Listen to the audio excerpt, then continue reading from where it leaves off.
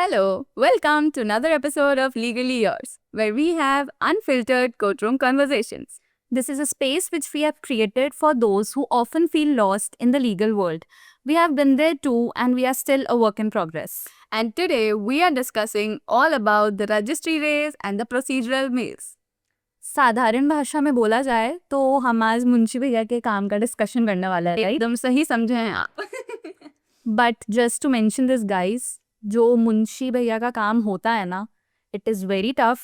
Dice पे जाके prepared file argue करना is still a lot easy, but जो उनका काम होता है वो अगर आप सीख जाओ ना तो you will totally feel complete in your profession. हाँ, और इसलिए भी बिकॉज जो वर्क उस एक्सपेक्ट में होता है वो हम लोगों के लिए बिल्कुल टफ है और पता होना ही चाहिए. आई मस्ट से कि if you are entering into litigation you should also know that work. इसलिए पता है हमारे सीनियर्स मेजरली ये बोलते हैं कि एक बार आपको ट्रायल कोर्ट में इंटर्नशिप करनी चाहिए. उसका रीज़न ये है कि आपको थोड़ा ये रजिस्ट्री का नॉलेज होगा, फाइलिंग कैसे होती है, क्या होता है. राइट, रजिस्ट्री का नॉलेज, साथ ही साथ प्रोसीजरल नॉलेज आपकी स्ट्रॉन्ग होती है. क्योंकि जनरली क्या होता है ना, हाई कोर्ट में व्हेन यू इनिशियली स्टार्ट तो आपको ऐसा लगता है कि आप सिर्फ ऊपरी ऊपरी काम सीख रहे हो, क्योंकि you usually get the prepared file. आपको पता नहीं होता है कि जो ग्राउंड लेवल से वो फाइल कैसे बन के आई है, उसकी फाइलिंग कैसे होती है, हाउ द प्रोसेस गोज. तो वो जो सारा काम होता है ना वो हमारे मुंशी भैया करते हैं and it is very very tough.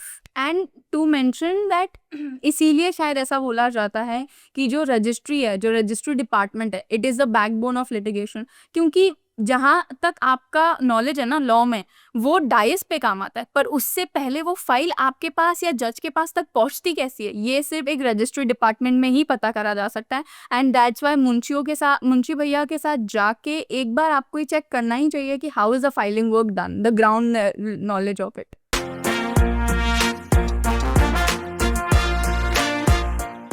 So Nikita, how was your first interaction when it comes to the registry? तुम्हारा जब पहला चक्कर पड़ा था रजिस्ट्री के काम से, तो how was your whole experience? भाई बहुत ही खतरनाक था. मतलब I was in that fascinated world कि रजिस्ट्री का तो एक बढ़िया सा रिसेप्शन जैसा डेस्क होगा, वहाँ मैं जाऊँगी अपने डॉक्यूमेंट्स और फाइल लेके और उनको बोलूँगी मेरी फाइलिंग करनी.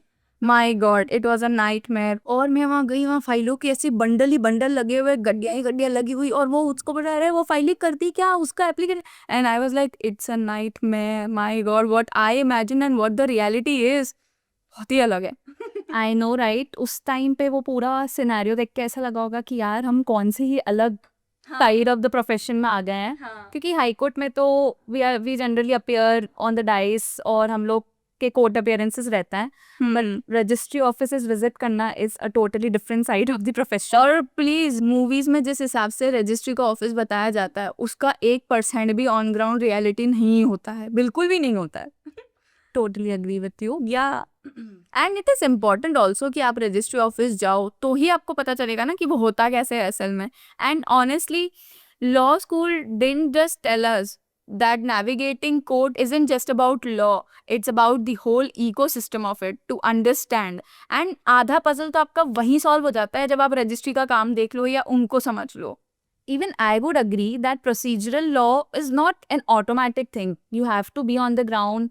फील्ड पे रहना बहुत ज़रूरी होता है to actually gain the knowledge of all of that. Never underestimate a power of Munshi भैया.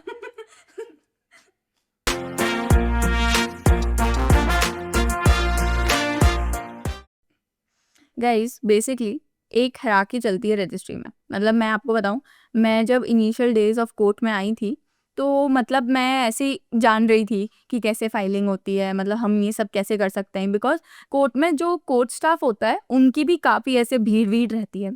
तो मेरे को एक बार ही एक सीनियर ने सिर्फ इतना सा बोला कि बेटा रजिस्ट्री के पास जाना है तो बहुत प्यार से पोलाइटली एकदम बेचारा बन के बात करोगे तो तुम्हारा काम एक गो में हो जाएगा, बिल्कुल स्मूथ.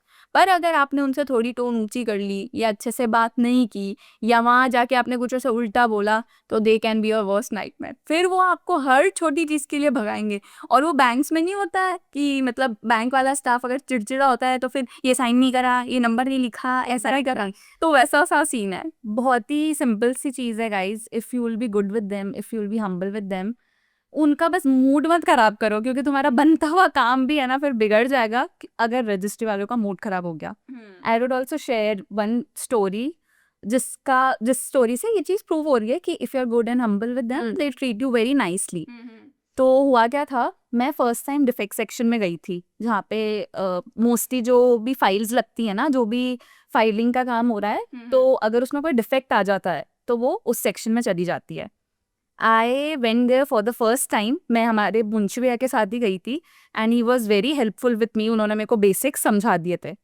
मैं वहाँ पे गई, वहाँ पे सर बैठे थे एक रजिस्ट्री के, एंड उन्होंने मेरे को बहुत ही अच्छे से ग्रीट करा कि ओ आज मैडम आई हैं साथ में, क्योंकि I never visited there. Yeah, nobody that does. Was my first visit, but I felt really nice, क्योंकि यार ज़्यादा से ज़्यादा they are just expecting some humbleness.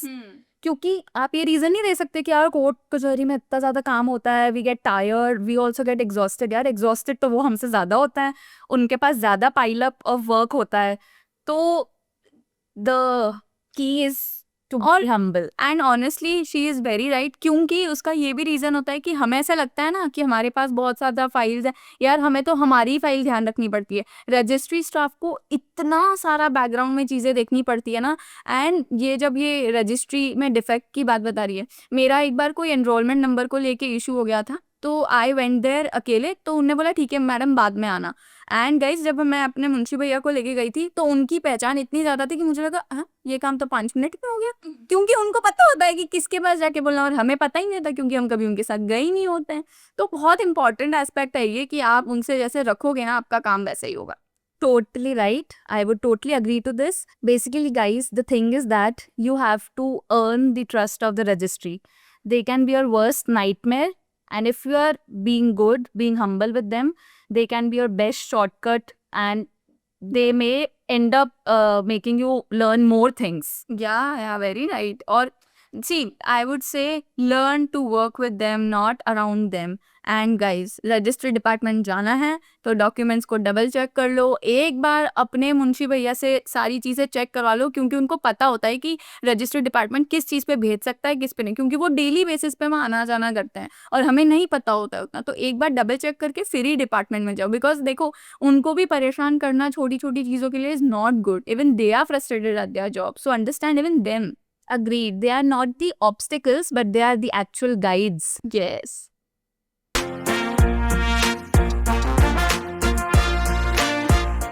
My biggest hack is कि कोर्ट स्टाफ को अपना फ्रेंड बना लो। जिस कोर्ट में आप बहुत ज़्यादा फ्रीक्वेंटली जाते हैं, बहुत ज़्यादा काम होता है, वहाँ के कोर्ट स्टाफ्स को अगर आप फ्रेंड बना लोगे तो वो आपको इनफैक्ट ये तक बता देंगे कौन सा मैटर टेकअप होगा, कब होगा, कितने बजे होगा, what is that court proceeding all about.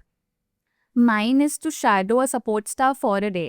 As I also mentioned earlier, एक दिन है ना बस अपने मुंशी भैया के साथ घूमो आप कोर्ट में, just learn how to file, how to stamp, क्योंकि ये सारी छोटी छोटी चीज़ें होंगी ना उनके साथ करके आप सीखोगे ना, तो they will even guide you on more things. बात करने का तरीका कैसा होता है उनका स्टाफ से, and all such little things जो लगती लिटिल हैं बट होती नहीं है। मैं ये बोलूँगी कि just be curious and don't shy to ask questions, क्योंकि if you will pretend to be confident और अगर आप fake confidence दिखाओगे ना तो मुंशी भैया को वो समझ में आ जाता है, फिर वो आपको अपने तरीके से humble करता है। इसलिए the court world actually rewards and appreciates those who are curious to ask questions. Don't be shy, just whatever doubt you have, जो भी छोटी सी छोटी चीज़ का डाउट है, क्योंकि रजिस्ट्री में ऐसे बहुत डाउट्स आते हैं, जस्ट आस्क देम अवे। और मतलब मेरे साथ तो एक एनकाउंटर भी है कि मतलब मैं ऐसे ही जब हम पहली बार हमारे मुंशी भैया से इंटरेक्ट कर रहे थे, क्योंकि ऐसा होता है ना उनका फीमेल्स के साथ थोड़ा कम इंटरेक्शन होता है अगर बहुत सारे मेल्स वगैरह हैं, तो मैं एक दिन ऐसे ही उनके साथ बैठी थी तो मैंने बोला हाँ ये तो मुझे पता है, और उनने मुझसे एक टेक्निकल क्वेश्चन पूछ लिया जिसका जवाब मुझे नहीं आया, तो बोलता है हो गया, निकल गई सारी खिलाड़ियापन। अबे कहीं हुई हो, बोल बोल तन तो सब पता था ना। एंड रजिस्ट्री में आई रियली फॉरगॉट तेरे को ये चीज़ बताना कि मैंने तो ऑब्जर्व किया, आई डोंट नो तूने ऑब्जर्व किया या नहीं किया, अगर अपन उनसे कॉमन नेटिव लैंग्वेज में बात करते ना तो उनको और ज़्यादा अच्छा लगता है और वो और अच्छे से बात करते हैं आपसे। Yes yes, I have observe this, क्योंकि मुझे कॉमन नेटिव लैंग्वेज मारवाड़ी इतने अच्छे से आती नहीं है, बट आई हैव ऑब्जर्व्ड क्योंकि कोई उनसे मारवाड़ी में कॉन्वर्जेशन करता है ना तो they kind of feel very homely. हाँ. तो वो ना थोड़ा आपको प्रायोरिटी बेसिस पे ट्रीट करते हैं अगर आप थोड़ा सा मारवाड़ी बोल दोगे उनके सामने. इफ़ यू वांट ना कि पूरी भीड़ में आपकी आवाज़ सुन ली जाए, कुछ मारवाड़ी में बोल दो, वो ऐसा उनका जो शिफ्ट होता है ना आपकी तरफ.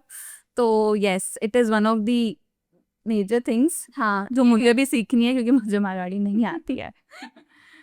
एंड गाइज एक बहुत इंपॉर्टेंट चीज़ जो मैं सबके लिए ही बोलना चाहूँगी जो भी इसको व्यू कर रहे हैं कि if you are going for the first time to the registry department, make sure कि आप अपनी वो जो कोर्ट नोट्स वाली डायरी होती है एक बार उसको लेकर जाओ और उसमें चीज़ of first and ring around in उसी के अंदर रखिए so that if you go repeatedly you get use to it. और तुम्हारे वो जो नोट्स होते हैं वो जब तुम कभी फाइल करोगे ना so it will be very helpful and it's very genuinely very helpful क्योंकि मैंने ये करके देखा है. It is very helpful.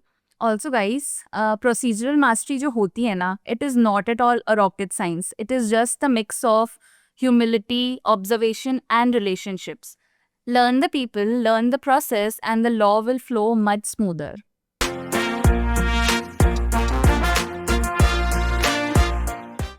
So guys, now we'll be answering some registry related questions. I'll ask you some questions and you have to answer them, Vrinda. Okay. Let's start with the very first. Whether a reply is required to be filed in the first appeal. Not necessary, but yes, you can file a reply, and generally, in some situations, the court may hear the matter without a reply. Okay. In a civil suit, at what stage is evidence by affidavit usually filed? After the framing of the issues, the parties may file an affidavit. Who maintains the cause list, the registry or the court master? The registry. What all can be a defects in file? मतलब किस मामले में defect section में जा सकती है file? First is when the pagination of the file is not done correctly. Second is when the appeal is time barred. And third, if the court fee is not paid. Okay. Where do you apply for a certified copy? The copying session or the registry? The copying session. Okay. What is the time limit for filing a written statement in a civil suit under CPC? It is 30 days, but it can be extended up to 90 days. Okay. In which matters is affidavit not required? To be precise, in criminal matters and especially bails. Right. So guys, that's all for today. We'll see you another time. Till then, from the corridors to the mic, this is Legally Yours signing off. We'll see you another time. Bye.